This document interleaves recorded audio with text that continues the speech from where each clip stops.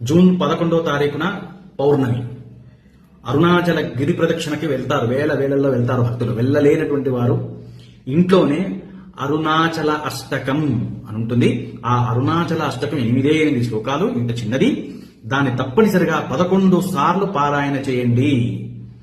జరగనిదంటూ ఏది ఉండదు. ఇది అదే అని చెప్తే దోషం. జరగనిదంటూ ఏది ఉండదు. సంకల్పం చేసుకోండి, ఇది కావాలి స్వామి అని అడగండి. అరుణాచల అష్టకం 11 సార్లు చదవండి. అద్భుతాలు జరుగుతాయి, మీ జీవితంలో అద్భుతాలు జరుగుతాయి. సేవ్ చేయండి. ప్రతిమాభాసం వాంఛితార్థ ఫలప్రదం మాంచ రక్షసురాధ్యక్షం స్మరణాదరుణాచలం.